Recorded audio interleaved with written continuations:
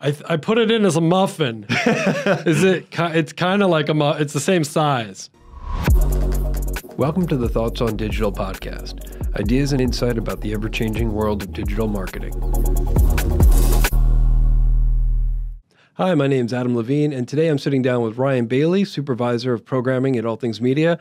We are talking about new technology that Ryan saw at NRF in the Innovation Lab. How's it going, Ryan? It's going great. Awesome. Yeah. So, NRF, National Retail Federation, had an innovation lab, and ATM, we were there representing, some new technology that we were showing off, some multi-user VR. But the space was pretty big and it was just packed with some really cool new stuff that I know I had never seen before. But why don't you tell me and tell the folks a little bit about what you saw and what you think is, maybe viable for things that we could use in the future? Yeah, happily. NRF was really packed full of awesome new technology. I always love going through and just, since I'm a programmer, trying to find the coolest new tech that we could integrate. Mm-hmm. So obviously the first thing I was drawn to was the holograms. Yes, yes. It's getting closer. We're so close, right? Like I feel like we're right there. The holograms. I apologize. I don't know the name of the company offhand. Do you? Americhip. Americhip. Yeah, they Catchy. made Hypervision, it's called. That was it. Hypervision is the product. But you want to tell me a little bit about that? Yeah, so they have a few different setups you could have that kind of plays a trick on your brain and makes you think that a hologram is floating right in front of your face. So they have one wall-mounted display. They have another one that's like on a sphere.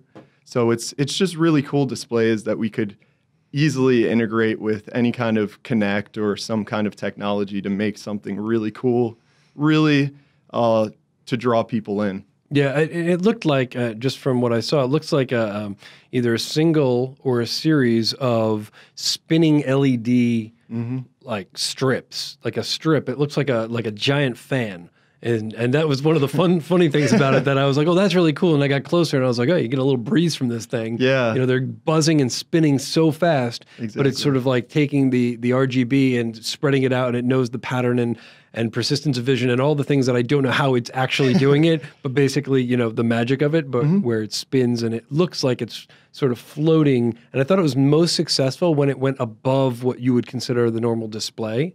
Like, so I don't know, I guess it was a little bit higher than like the edge of like what a bezel would look like. It was over that, so it sold that. Plus they had a lot of 3D visualizations happening on there specifically. None of it was 2D, so they had like a train that came at you. Yeah, and, the train was really cool. And they had like a forest scene that you were flying through. So, they knew to play to the strength of the technology, you need like a 3D visualization on there to really sell that. Yeah, exactly. And since we're all about, virtual reality and AR, we have a great 3D team just making 3D assets that are coming at you. It's kind of a gimmick, but it also drew so many people in. Sure. And there was a constant group of people just checking those holograms out. Yeah, and and I know they did some mock-ups with a couple of brands. I think they had it was maybe a Pepsi can, or but they had a couple of like products that kind of a use case. So that was pretty cool. I mean, I guess, did you have anything specific in mind in terms of what we might be able to do with that?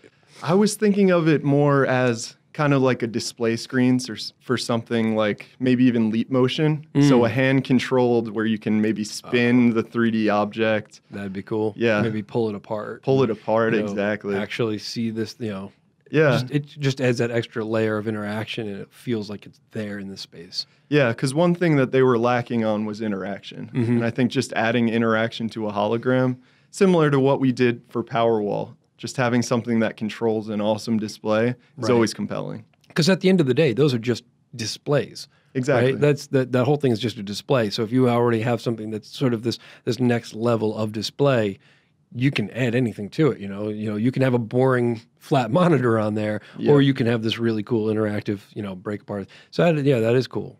That'd be awesome if we could put some of the stuff we're doing with really that together. That'd be great. What else did you see? Well, to transition off of kind of a display, there was actually projection mapping by Pixels. The company was called. Oh, I saw that. Yeah. They were projecting onto T-shirts and shoes so that you could configure it. Yeah, and watches. It was like a dummy white blank watch. Yeah. And then they were projecting on top of it, different faces, different bands. Exactly. So we're all about configurators here at All Things Media. We've made so many awesome configurators, like mostly for vehicles like Cadillac and Powerwall for Mercedes. But I'm always thinking about just, people love designing their own, putting their own touch on something. So seeing a T-shirt configurator that's just right in front of you, beaming down, I just thought of so many awesome options, like a tablet integration where you could draw on the shirt and then order it. And then you get your design. You can do it right there. Yeah. Or you could just load it up and see it at, something you did at home maybe. Exactly. Yeah, there's so many cool things, and sneakers. And that could also be fun for kids, So like at Liberty Science Center, if you did something like that where, you had this interactive display where the kid could draw on the shirt and then it just gets printed somewhere. Exactly. And then they make their own shirt. And that works with sneakers too. It works with so many different things. So I think it's just a really cool idea, maybe even an art exhibit with projection that people come up, draw on it. Because one cool thing that it adds, you can have animated options for that projection map. Sure. So if you wanted an animated sneaker in your display, I mean, I don't know exactly why anyone would use that, but it's back to sneakers, I don't know. I mean, people like sneakers. Yeah, they really do. They sell. They do. I thought that was really interesting.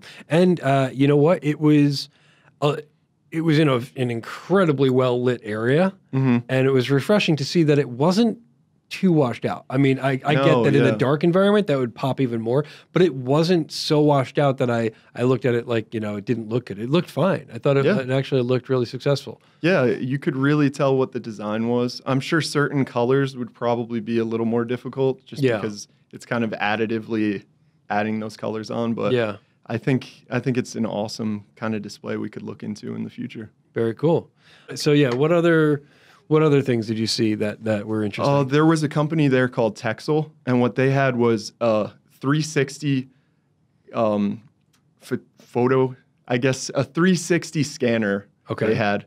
So someone would stand inside of the scanner, get a 360 scan. Yes. But it was more not just to get what you look like, but it was to find a proper size for you the second you walk into a store. Yep. So I thought that was really interesting because I know a lot of people, aren't comfortable with their size and getting sized by someone else. So maybe a computer doing it a little less easier personal. to do. It makes it less personal, but would that be better because it's like, less judgmental? Yeah, I don't know. The computer's just going to give you the facts. Exactly. The computer gives you the facts. That's it. Yeah. I also thought, this way a company could potentially have their own sizing system. It says, oh, you got scanned by this computer. This is your size. You don't need to know what size it is. It fits you. Don't worry. This is Ted. Yeah, exactly. I just thought that was a cool kind of way to try and change the fitting process. The fitting process. No, I thought that I saw that. It's something like 30 seconds it took the scan. So that's also incredibly impressive. They were doing live scans right there in NRF, so that was really cool to see. Nice. I was a little too intimidated to go myself. See, I was going to ask though. So that's the next step is really is actually going in, seeing the value and then being like, is it for me? I don't know. Yeah. Or do you, just, I don't know. Yeah, that was kind of where I stepped back a little bit and was like, I'll just take these pamphlets. It's a cool, but I'm sure it's right for some people. I'm sure there are people that is, an efficient and easy way to get measurements. Yeah, but us as tech people are even a little hesitant about it. So that it's so there might be a learning curve or a hurdle rather. Yeah. For entry just bringing point. people in. Yeah. Yeah.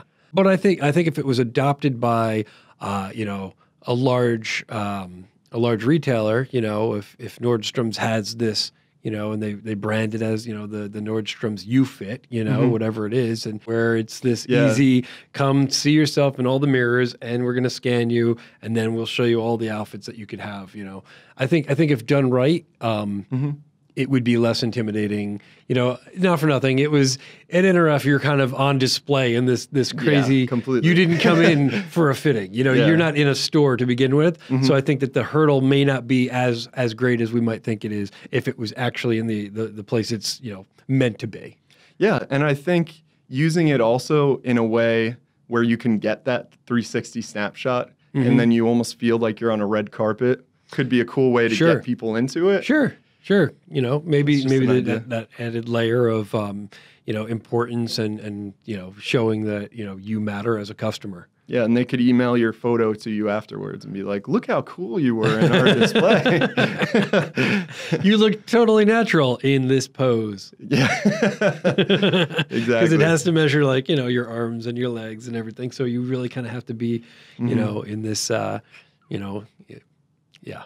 Yeah. But I thought that was cool. But it is interesting because it does change. It shifts how you know how a certain aspect of retail works. You know how you know it's sort of a disruptive technology in that regard. Yeah, definitely. Anything else you saw? Yeah, there was one more thing that I want to cover. C2RO, they're called. Don't know. I didn't see that one. That one was kind of like hidden in the corner, and I Okay. have a feeling it has to do with their technology. So it's artificial intelligence-driven consumer interactions. Artificial intelligence-driven consumer interactions.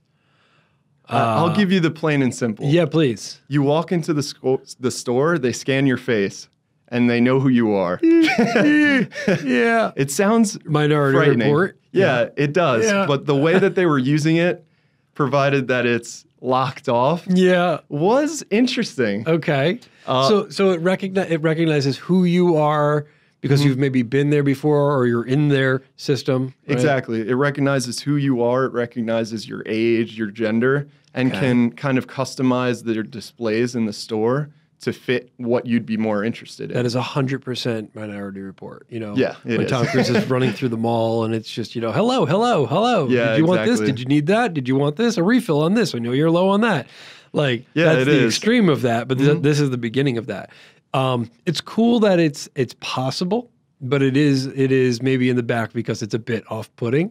Yeah. You know, you really have to have a lot of trust in the company, and you know, for what it's worth, you know, data breaches are a real thing. Yeah, and, they really are. and they're scary. And you know, that's data breaches of things that are not your face. You know, where you know to begin with. So when you add that layer of absolute identification at that point, you know, minus a fingerprint scan, I can see where that's.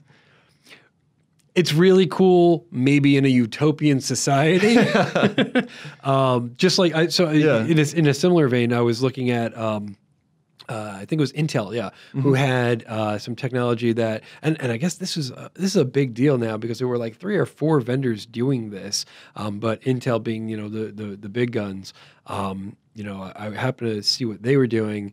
It is like a vending machine. It looks like a vending machine.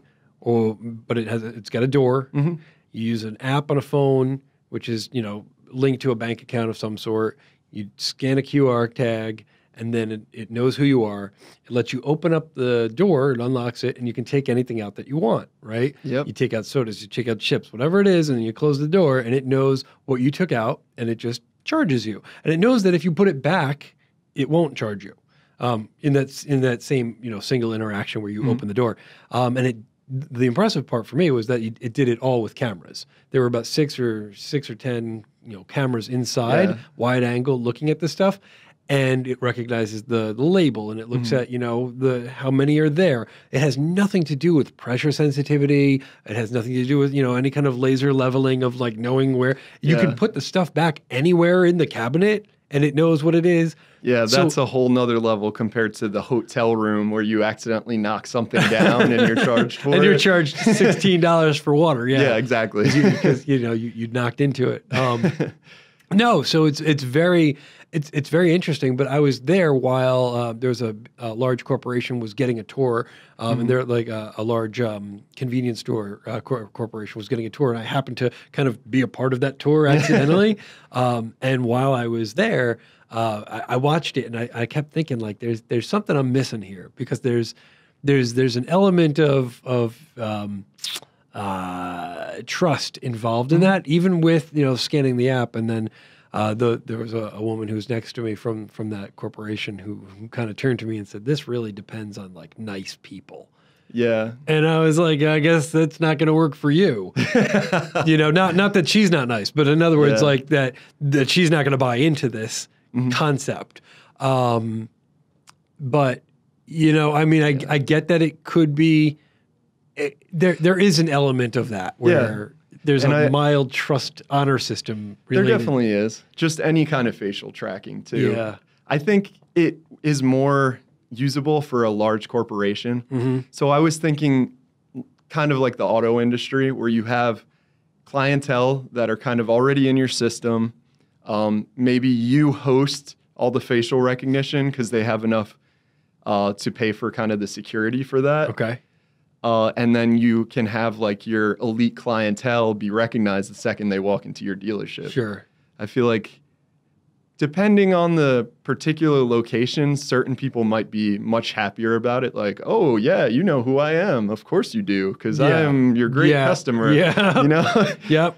But if I'm walking into like Target and they're like, oh, go to this aisle and buy more tissues because your nose is always running or something like that'd be very that's strange. Too much. That is too close to home, and no, thank you. Yeah. All right. Well, what do you have? Maybe like an overarching takeaway from the innovation lab. Something that maybe. I think the overall takeaway is it's moving towards a lot more artificial intelligence, trying to determine what people are buying and trying to determine what you want the second you walk into the store, and a lot of recognition of products just by people grabbing them off the shelf. Yeah. I saw cameras that could recognize what you're picking up. Right, and not just the vending machine thing, but we're like full aisles, stocked aisles where people were walking by and just pulling things off the shelf. And you're sort of that Amazon was doing something like that too, right? Where you just pull stuff off the shelves and walk out the door and we'll just charge you. And it's like, wow, that is both really cool and convenient and borderline creepy that it's possible. Yep. But it definitely looks like this is the way things are going, or at least, to some degree, because you never know how widely adopted this stuff will be. But exactly. But it seems like a lot of maybe high-end stores are going to start moving towards no checkout process. You just go in, pick something, walk out. Well, I'll tell you, self-checkout is the best current experience that I think that you can have in any kind of, grocery store, convenience store. When I'm in a store that doesn't have self-checkout, it just blows my mind. It's such an efficient process that to not have it, it just throws you back like, 30, 40 years. It's so incredible. The second you have a problem.